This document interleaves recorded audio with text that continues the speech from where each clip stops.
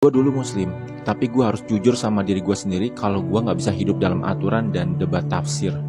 Tapi, gue haus akan kebenaran yang benar-benar bikin gue kenal akan Tuhan.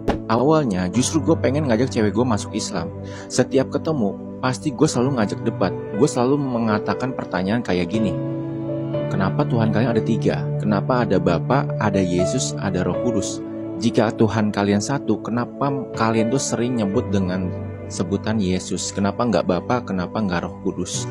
Kenapa juga Yesus harus disalib? Dan kenapa kalau dia Tuhan dia nggak bisa membebaskan dirinya sendiri?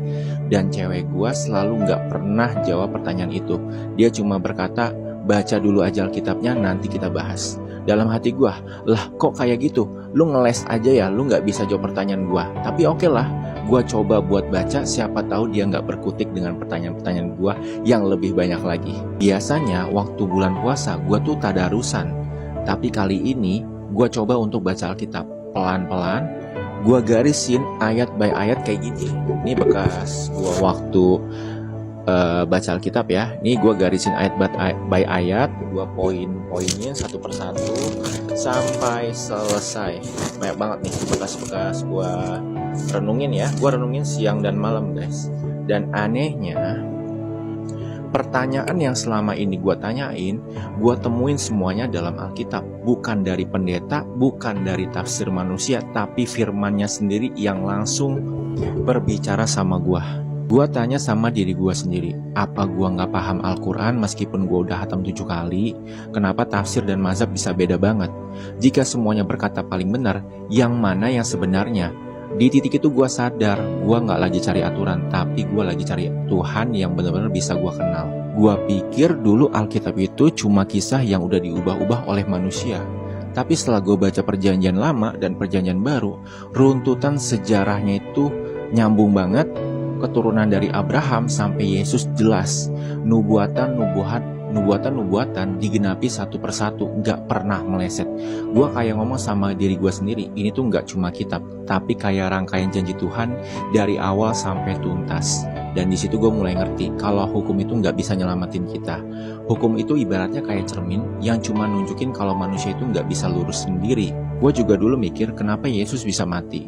Tetapi setelah gue pahami konteksnya, manusia dari dulu gak pernah bisa nurutin hukum. Di zaman Nuh, bahkan gak ada Taurat ya, tetap kacau. Dikasih Taurat makin kelihatan berdosa. Bahkan Paulus sendiri berkata, jika manusia tanpa hukum gak bakal sadar melakukan perbuatan dosa. Artinya apa? Manusia dari dulu emang gak bisa nyelamatin dirinya sendiri. Dan Yesus datang ke dunia bukan untuk menambah aturan, tapi dia menjadi hukum itu sendiri dan menjalaninya dengan sempurna.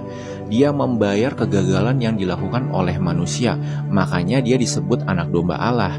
Kalau dulu itu korban hewan untuk penebus dosa sementara, Yesus yang gak berdosa dijadikan korban sempurna untuk selamanya.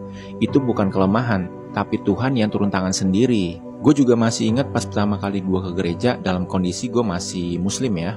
Gue ngerasa jadi orang paling berdosa, gue takut, gue ngerasa murtad, dan bahkan gue belum berani nyebut nama Yesus. Bahkan gue sampai harus pakai masker supaya orang-orang itu gak ngeliat kegugupan gue. Tapi yang bikin gue bingung, gue ngerasa damai banget di situ. Intinya perjalanan gue itu gak instan. Gue garisin ayat by ayat, gue renungin setiap hari, sampai akhirnya gue sadar kalau penyalipan itu bukan bukti Yesus lemah, tapi bukti Tuhan sayang banget sama manusia. Gue gak mau hidup lagi di bawah tekanan tradisi, ritual, tapi gue mau hidup dengan iman bahwa Yesus tinggal dalam gue, iman bahwa kasih karunia lebih besar daripada usaha gue sendiri. Dan di titik itu gue bilang, Tuhan Yesus, aku menerima Engkau dalam hidupku. Gue juga masih belum sempurna, masalah gue juga masih banyak banget, tapi gue percaya Tuhan bisa ubah hidup gue pelan-pelan.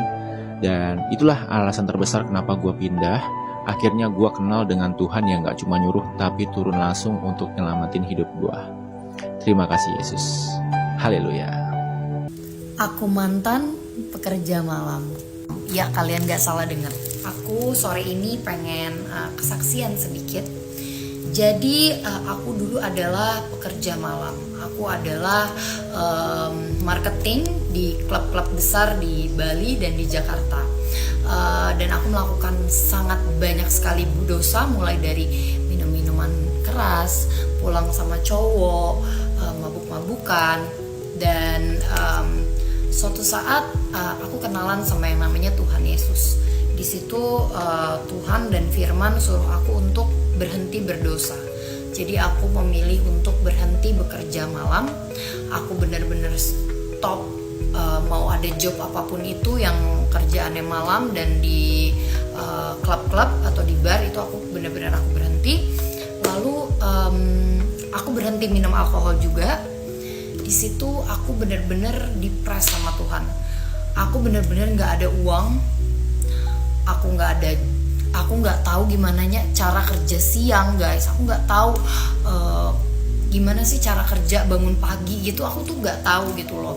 Itu selama ada kali setahun aku benar-benar miskin. Aku benar-benar nggak bisa beli apa yang aku mau karena aku nggak ada uang gitu kan. Aku tetap berdoa, aku minta sama Tuhan, aku udah nurut sama Tuhan, aku udah lepasin semua dosa, aku udah lepasin kerjaan malamku Tuhan. Terus Tuhan gimana sekarang? Aku nggak ada uang, aku nggak ada makan gitu. Tiba-tiba suatu saat Tuhan kasih tahu aku, Karen, kamu kan suka anjing, kenapa kamu nggak jadi dog walker? Kenapa kamu nggak jadi pet sitter? Di situ aku bener-bener kayak bersyukur banget Tuhan kasih aku ide. Sekarang puji Tuhan pemasukan aku stabil, aku bisa beli apa yang aku mau. Aku sangat mensyukuri semua uang yang masuk ke dalam rekeningku, sedikit apapun itu. Cuman hanya menjaga anjing orang ini, guys. Ajak jalan anjing orang, jagain anjing orang. Itu adalah pekerjaan yang sangat amat aku mau. Itu adalah pekerjaan yang sangat amat bikin aku bahagia dan pastinya jauh dari dosa. Jadi menurut aku, buat kalian yang masih menunggu, mari kita sama-sama percaya bahwa rencana Tuhan itu sangat besar untuk kita. Kita hanya harus sabar dan tetap berdoa, dan jangan pernah berhenti meminta kepada Tuhan. Karena Tuhan itu dahsyat banget. Tuhan itu punya rencana yang sangat besar buat kita. Tuhan itu provider. Kita pakai matematikanya Tuhan Yesus, 5 roti dan 2 ikan aja bisa kasih makan 5.000 orang. Burung di udara saja Tuhan pelihara, apalagi kita anak-anaknya. I hope kalian suka kesaksian aku sore hari ini. Tetap semangat.